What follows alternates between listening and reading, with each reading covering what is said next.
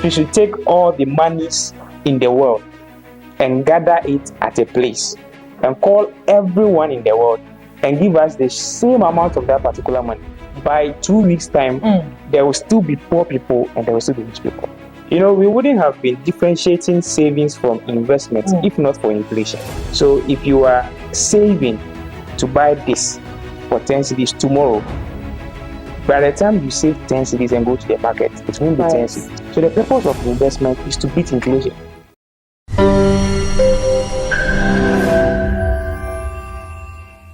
Hi everyone, welcome to the second episode of the Entrepreneur Spotlight.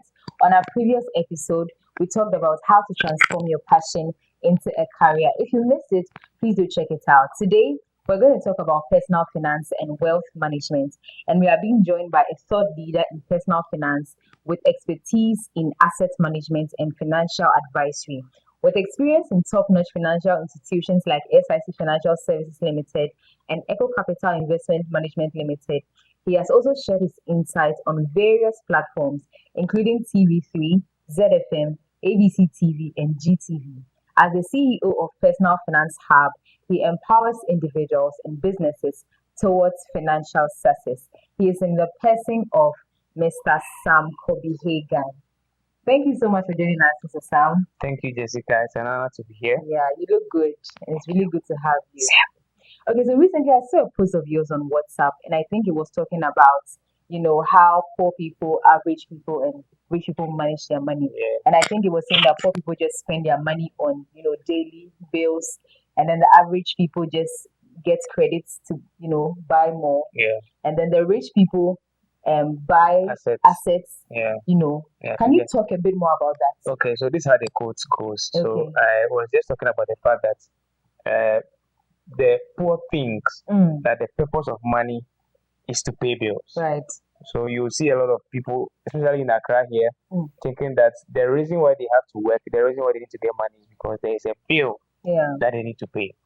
And then the average class thinks, or the middle class thinks, that the purpose of money is to obtain credit in order for them to have what they want. And then the rich, which there are little people there that is they think that the purpose of money is to buy assets, so that the assets can get them more profit for them to run with. Yeah. So it's unfortunate that most of us fall between the poor and the middle class. Because if you ask someone why he or she is working, the first thing the person might say is that I need to pay bills. Yeah, if that's like a primary reason. Yeah, it's not bad, but if that's the purpose for you getting money, or that's how you see money, then you're not going to go further, like getting assets. Yeah. So assets are actually anything you buy that gives you money. Yeah. I was on a platform and I was discussing the fact that unfortunately most of us here are buying liabilities. Wow. Anything you buy that doesn't bring you back money is a liability. Yeah. I have a brother who had an iPhone. Okay. And then he said the iPhone space is not enough. He's going to get a tablet. And I asked him what's the purpose of a tablet. And he said because he needs more space. Wow. For what? Because he needs to download certain videos and he needs to watch them. So those videos are you're just going to watch them. They're not going to feed you generating anything. So with that one, we can say that it's a liability. So I always ask this question, that the next thing you're going to buy, what you want to buy, is it a liability or an asset? Unfortunately, if you have a discussion with the rich or the high class, you will see that they don't matter about buy me Coke, buy me shawarma, buy me. They don't matter. They don't think about those things. The rich is thinking that they want you to buy them things that will generate more money for them. For example, you have a conversation with someone who wants to get a shop, employ someone, put things in the shop and sell. That same friend or that same person will have a friend who will tell you, give me that money, I'm going to use it to buy maybe a hair. I'm going to use it to exactly. So those things are not going to give you money, unless of course you want to tell me you are a hookup lady who use that particular hair to generate some funds for you. So it's the purpose of money. If you have that orientation, that the purpose of money is to generate more money, everything you do with your money. I have a friend who says that he's not working, he's not on a payroll, and And so when I meet him, I ask him, Charlie, what's up? How is it going? He says that what he's doing today with the little he has, he knows that it will generate something for him tomorrow. So he has 10 cedi today. He knows that he will spend it in a way that the 10 cedi will give him 100 cedis tomorrow. Wow. So how your orientation about money puts you whether at the poor class, middle class, or the rich class. Okay, so now let's dwell on the orientation about money you mentioned. I think you mentioned that a lot of people fall in the category of the poor and the middle, right. So what do you think their orientation of money is that makes them fall in that category? That's the expenditure mindset. The thing that money is supposed to be spent. So that's the orientation about money. They don't know that money is supposed to generate more money. Okay. It was Dangote who said that it's sad. Money is a very diabolic substance that today you have it, tomorrow you don't have it. True. So if you have it today, you should know how to manage it in a way that what you have today will generate more for you. So unfortunately, those in the middle and the poor class have the spending mindset. Anything they have, they want to spend. Like those days when we were young, say Christmas banner say yeah mama mo rice ni Johnny fridge money idea. We want to finish it today it must finish. Unfortunately, that's how the poor people think, or the poor mindset thinks that money is supposed to be spent. And I don't have issue with the spending. There's a spending that gives you more. There's a spending that takes away. You get it? I for example, buying fuel to go to club, have fun, come back home. Buying the same fuel in the same car, going to work, you get something. So we both spent, but I'm getting something from what I spent. Right. Yeah. So there was a saying that unfortunately, if you should take all the monies in the world and gather it at a place, all the monies in the world, gather it at a place, and call everyone in the world and give us the same amount of that particular money. So let's say we here are the only people in the world, and let's say we are 5. Yeah. And the whole money in the world is 5 million. So call all of us, give us 1 million. By 2 weeks' time, there will still be poor people and there will still be rich people. But it was shared among them equal. It's really on what they spent it on. The mindset. Okay. Wow. The spending mindset. Okay, so as a financial coach, what would you say is one of the money habits you've developed that has helped you build financial stability? The first one I would say is the saving or investing before spending. Before spending. Okay. It has become a part and parcel of me. That I know that there is a seed in every money I get. There is a seed in every money. Not salaries though. Every money I get. So what I give, so if you give me money, there's a seed in it. I make sure that there's part of that money that I will save. Wow. So the first thing I do is that any money I get, I invest before I spend. So you spend what is left after investing, not spending when the money is getting finished. Then I have to invest. Let me call some. What is some?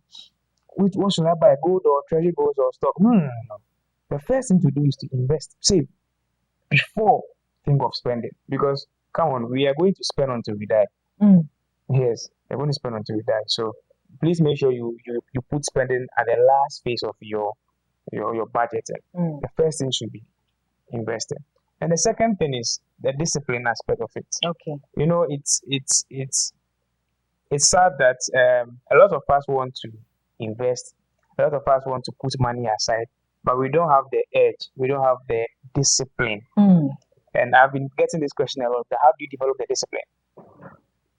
You understand? And the easiest way I answer this is that I believe that anything you do continuously for more than 21 days become a habit. Yeah. And when it's a habit and you keep at it, then you are disciplined. You're disciplined to that habit. So if you want to become disciplined, it means you have to start and then you keep at it. Okay. Start today and then you keep at it. Okay. Yeah. Well, so growing up, there was this culture of susu box our parents introduced to us, right? So then, like you're saying, mommy gives you money for school, and it's just like with some 1 CDB, you go and put it inside, accumulating everything. And when it's our day, then you spend everything. So some people have grown up with that mindset that okay, they say we should save, I'm saving, but then they have an end to that saving objective. So I want to buy this dress, I want to do this, I want to do that. So they feel like I'm saving, but you went beyond saving to investment, right? So can you talk a little bit about the investment aspect so that those with that kind of mindset will move past just saving as in the shoebox, accumulating their money to realizing that okay, I need to put this money to work so you can get money from me. Wow. So, Sika, that's a very laudable question. We wouldn't have been differentiating savings from investments if not for inflation. Okay. So, this beautiful mug here or a cup here is, let's say, going for 10 cities today. Tomorrow, when you go to the market, it's 12 cities. So, if you are saving to buy this for 10 cities tomorrow, by the time you save 10 cities and go to the market, it won't be 10 cities. Yeah. It will be 12 cities because of inflation. Okay. So saving is just putting your money somewhere and going for it. It's like you save the person, you save it. Save it. So just putting your money somewhere and going back for it.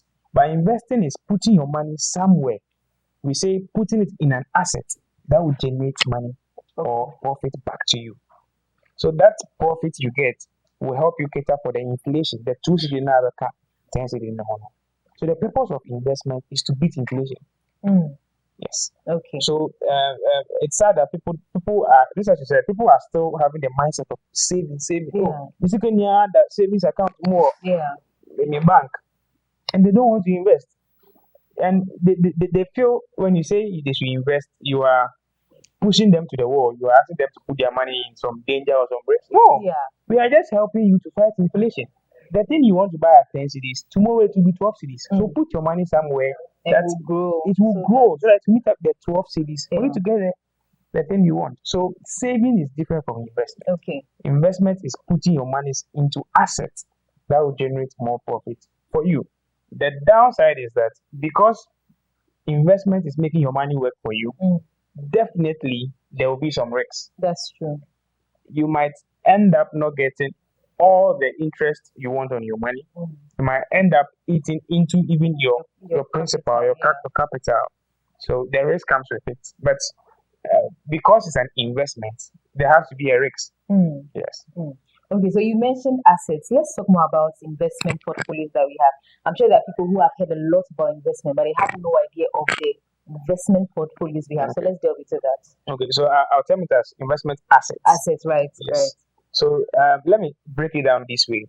We have 2 markets where you can get these assets. So just like going to the market to buy something, there are 2 markets where you can get these assets. So I want to categorize these 2 markets. So the first one is the fixed income market. Okay. And this market is where you get assets such as treasury bills, commercial papers, bonds. We have government bonds or corporate bonds, so forth and so. So there are a lot of them actually. So what makes it fixed income instrument or asset is that they have fixed duration. Okay. And then they have fixed interest. So for example, treasury bill, for instance, has a fixed duration. We have 91-day treasury bill, 182-day treasury bill, 364-day treasury bill, and they have interest attached to them. 91 days going for maybe 15%, 182 is going for 16%. So all this has one fixed interest rate and then fixed duration. So it makes it a fixed income asset. Fixed income asset. Same applies to commercial paper. Same applies to bonds and all other fixed income assets. And then we have the stock market. Okay. The stock market has what we call shares. So Sika, you have a company. Now I would like to buy into the company. And then when the company performs well, I make profit. When the company goes down, I go down with you. When you break even, we are all breaking even. So another market is what we call the stock market, where we have companies that have been listed on the stock market, where you can buy shares and own part of the company. All these ones are good, but we also have the one called the alternative market. Today we have such as the gold, that's the alternative market. We also have what we call REIT, the real estate investment trust, that's a REIT. So you can't just go to the broker and buy a house and flip. because you don't have the money. Yeah. So you can buy a REIT. It's a form of a mutual fund where your money should be used to invest into this real estate for you. And then, of course, we have mutual fund itself, which I always advise for beginners, people who have no idea in the market. Okay. So mutual fund combine any of these assets I've spoken of, then it's being managed for a group of people. So we call it collective investment scheme. Okay. For a group of people. Yeah. So basically, these are the assets we have under investment, and then each of them has its risks. Each of them has its perspective, as in their return attached to it. Yeah. Depending on their nature and then their the way it performs. Yeah. Okay. So when we hear about investments, a lot of people talk about risk appetite. Could you please throw more light on that? Yes. So as a registered and licensed investment advisor, we are being asked by SEC to do two exercises before we recommend any investment for anyone. The first exercise is to assess the risk tolerance of the individual or the prospective client, and this is to help us know where to put his or her money. So I begin by asking you that, for instance, we are on this show, and if you receive a message right now that sorry to say, maybe because of the rain, your little sister has been taken by the water, how would you feel? Oh, that would be a very huge blow. Yes. Very huge one. Yes. So there are someone would feel very bad and start crying immediately. Someone will feel sad, but yeah. So all these questions we ask clients for us to know whether they can take risks, or they can take a bad news. Okay. To know where to put your money. Yes. Okay. So that's the first thing to do, and then the second thing is to get to know the objective of the client. Okay. So why do you want to invest? That will also tell me where to put your money. If you want to invest for a short term, Sam, so I want to pay my fees. So a client contacted me that we're on vacation. I've received my school fees. School will resume next 3 months, but I want to put it in an investment asset so that before school resumes to pay their fees, I can get something. Yeah. That's smart, right? Yeah. Yeah. So I told him, okay, because school is resuming in 3 months, I can't buy shares for you. I can't buy gold for you. Let's do treasury bills. Treasury bills will work, yeah. Because treasury bill is short term in nature, and it has low risks. So these questions we ask about your objective and about your risks help us to select assets for you. Basically that. Okay. Wow, fantastic. So a lot of people, when they see successful people like you, it's almost like everything went very smooth for you. You have very amazing financial lives. You never made any mistake in terms of your decisions. Let's talk about the downsides. Have you ever made any big financial mistake that, looking back with what you know now, you'd say that you wouldn't have done that? And what would you use, to tell people in terms of that knowledge you have now? Okay, I'll talk about 3 of them. Okay. The first one is in 2019 or so, I had less knowledge about investment. Okay. So a friend introduced me to crypto. My first time. And we are on a platform where you start with 100 CDs. Okay. So we have time durations that the traders will come on the platform. They will tell us to go click on this, click on that. You have to trade this coin. You have to trade that. Then we will be trading. So from 100 CDs, I grew my money from 100 CDs to 3,000. Yes, and within 2 weeks, I had 6,000, and I became so nice. So you felt like this is challenge. Yeah, now we are on it. Yeah. Okay. So what happened was that it was a platform. We woke up the following day, and the platform was no more. Whoa. 6,000. So your money just went like that. There's no one to call. Ow. There's no institution. We don't know the traders. Oh, that was very risky. That's the mistake. Very risky. The first mistake I will never forget. That's what even pushed me into investment. To learn more, so okay. Yes. So the lesson in here is that we don't invest into things you have less knowledge about. Right. If you don't know about it, don't invest into it. I have people who invested in men's gold. Charlie, yes, good be about. sharp, and the interest rate was crazy. You don't know what they are using your money for. You don't know who is behind it. You don't know whether it is legal or not. Yeah. You jump in and you put your money in. Looks appetizing. So Yeah. obviously.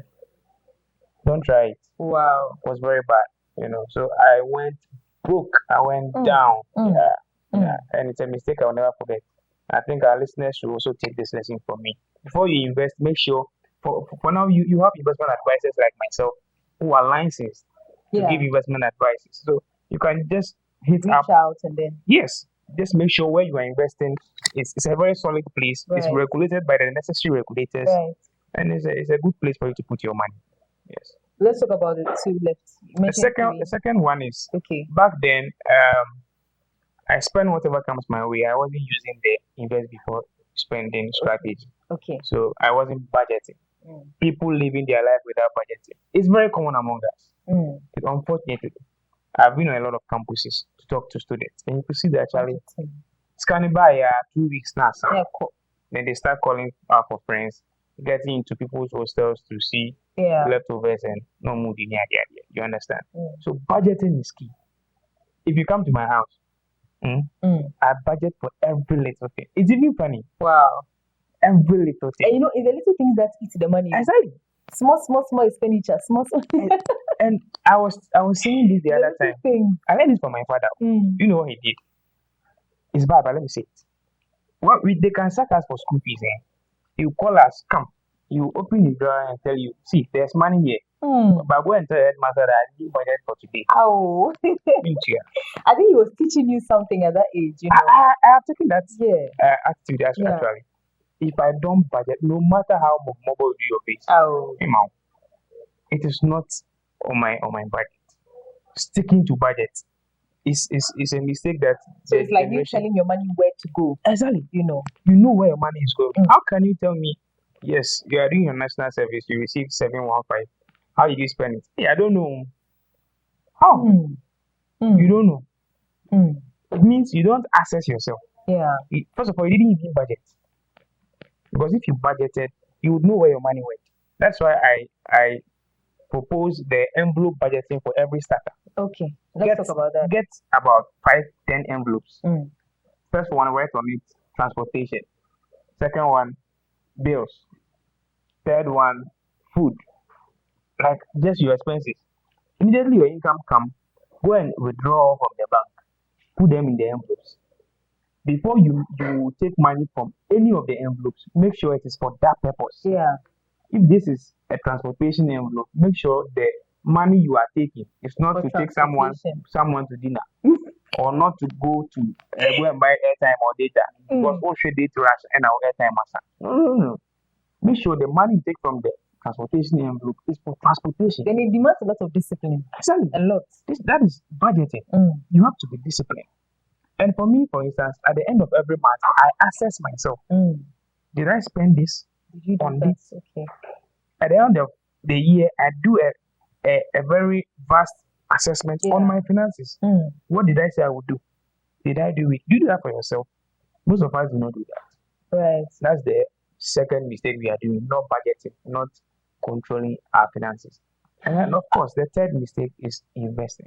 Some of us are not investing at all. At all. We feel that, Charlie, this is kind of very adequate for. Some people also live by, let's see how the day goes. Let's see how tomorrow cry is not even coming fast. Let's just see how.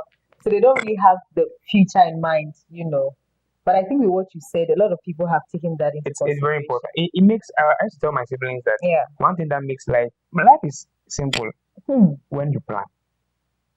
It's like you sitting here. When you leave here, you know the time you will sleep. Yeah. Tomorrow morning, you know the dress you wear. You know the car you pick. You know the time you get to work. You know when you get to work. You know what? Structured. Simple. Yeah. But all their own planning, same applies to life. You are doing your service. You know when you are done, you do this. You know after service, you do this. You know you go here. I mean, life happens. That is why plan is good. You get plan A, plan B, plan C. So I don't joke with planning.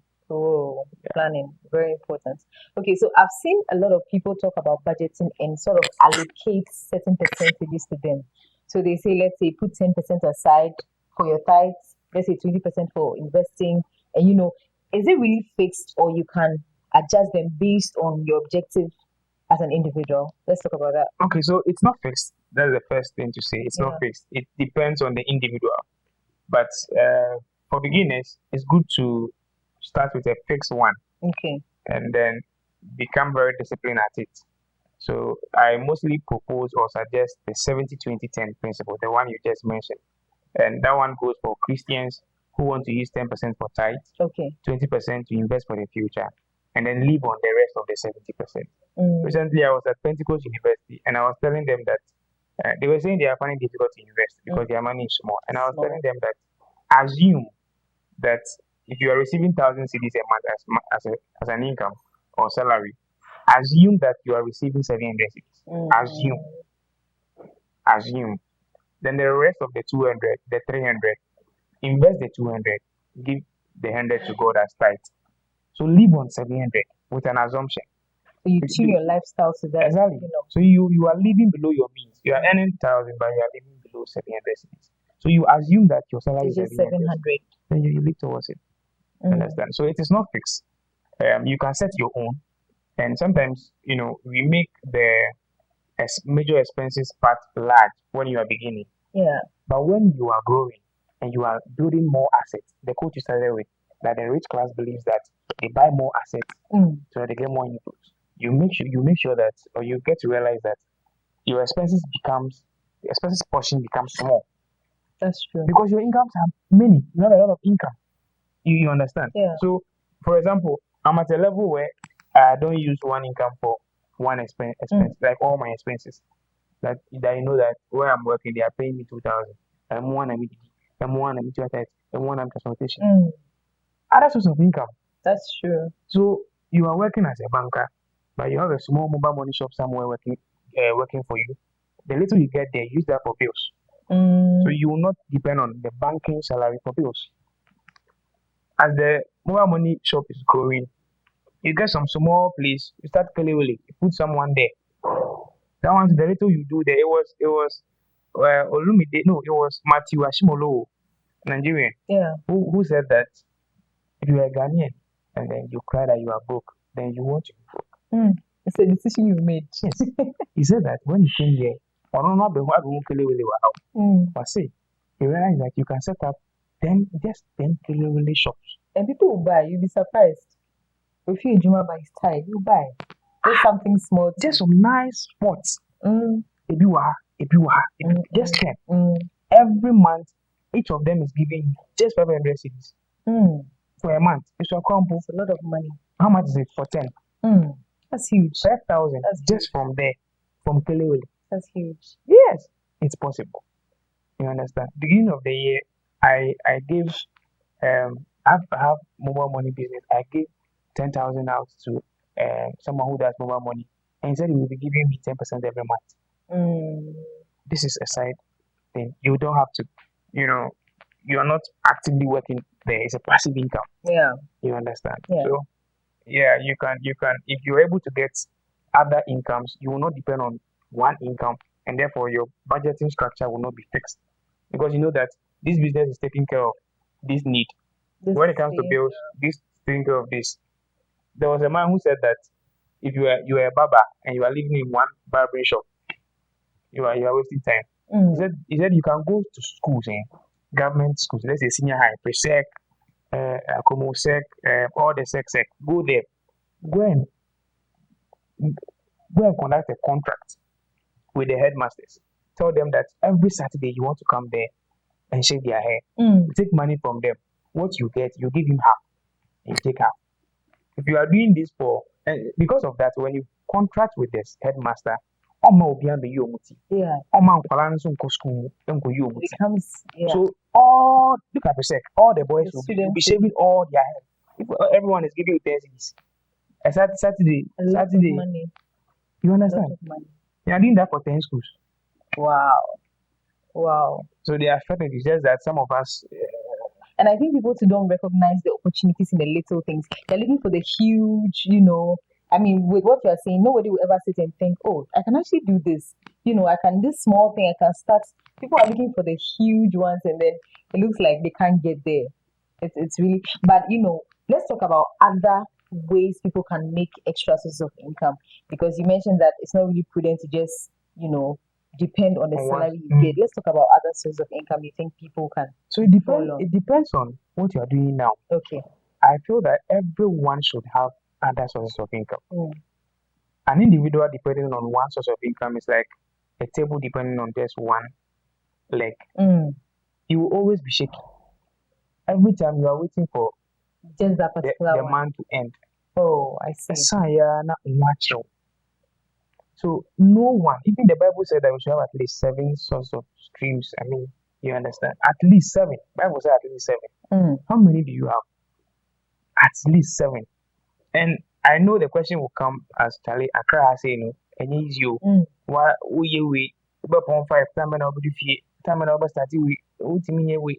That is why this man said something. Matthew Ashimolo again said this, that our mindset, no, this one was only with the Emmanuel, also a Nigerian pastor. He said our mindset of other source of income or side hustle is different. He said that our own is what? Side suffering. Where you are, let's say you are a banker, yes, and then when you close from work, maybe on Saturdays, you yourself, you have to go and open the shop and sit there. You are suffering. Open small business and leave people. Take people to work for you. It even reduces unemployment in Ghana. Exactly.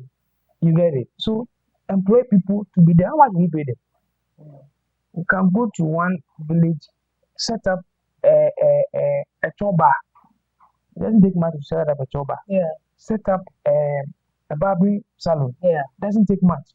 Employ someone there. The little that will be coming from there, you can take it as another source of income. So source of income doesn't, multiple sources of income doesn't include you doing the whole work. Employ others to work with others. And I think everyone can have more than at least 3 sources of income. Wow. Yes. Wow. So I can mention some here. Let me say a provision shop. Yeah. Go to her and say, Auntie, please, how are you doing? I'm fine. Okay, please. Do you mind me giving you 2,000 cedis to push into your business so that every month you give me 500 cedis? There are a lot of business women out there who need a little support to expand their business. For the provision shop, tomato seller, go to the Kilewele seller, go to the mobile money vendor. Oh, I want to give you 5,000. I want to give you 2,000. I'm putting it into your business. Every month, how much will you give? Oh, I'll give you 300 cedis. And your money will still be there. Then your money is working for you. You won't be doing the Kilewele. You won't be doing the Momo. So everyone can get more than 3 sources of income. Make your own money work for you. Yeah. I think it also has to do with the level of trust. Because like you're saying, people would rather not just walk to anyone. So you have to build trust. And besides, the business woman also there will not also take your money, but he doesn't know you. She doesn't, yeah. She doesn't know you. So yes. That's true. So you have to build trust. You have to build relationship with people. That's why we live in a society. We are in a community. You're in a church. You are in a school. You're in a company. There are people around you. You can always do something. You can let your money work for you. Yeah. That's true. Okay, so before we continue, we want to acknowledge our partners, KJL Foundation. Thank you so much for being with us and supporting us throughout this journey. We also want to acknowledge Turmeric Hotel. They gave us this beautiful space. If you're looking out for a place to unwind and rest, Turmeric Hotel is the best place to be. My makeup is also done by Mel's Glam. You can check her out on Instagram and she do a wonderful work for you. So back to what you were saying. Let's look at mutual funds. Since you mentioned that it was very good for beginners, let's talk about it. How do they get, into that? Okay, so mutual funds are collective investment schemes. Okay. So as I said, a fresh investor cannot go to the market with 10 cedis or 50 cedis and say I'm buying treasury bills.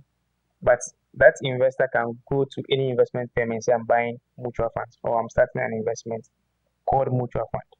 The reason is because these mutual funds are collective investment schemes that allow individuals to come with any amount so we put all these monies together, then we invest it for you.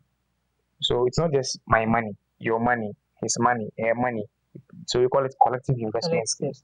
because maybe you cannot go to the market and buy just MTN stock or car bank stock or Access Bank stock, but you want to bring your 50 cedis, I bring mine, they put it in an instrument or a product. So mutual fund is a product. Okay. So it's a product where everyone can invest into it. So 50 cedi, 100 cedi. So anyone who wants to start with a mutual fund can visit any investment firm. Okay. In Ghana, there are a number of investment firms in Ghana. We have the Data Bank, we have the Eco Capital, we have the Stanbic Investment, we have SIC Financial Services, we have GCB Capital, a lot of them. So and I know most of them have the mutual fund. Go to them, just ask them that you want to start investing. And mutual funds are also have classes. Okay. Because someone will say that I am a low risk person. Yeah, talking about the risk appetite. Okay. Yeah. So there are mutual funds that invest in low risk assets like just treasury bills. Yeah. We call them fixed income mutual funds. Then we have a mutual fund that invests in only the stock market. We call them equity mutual funds.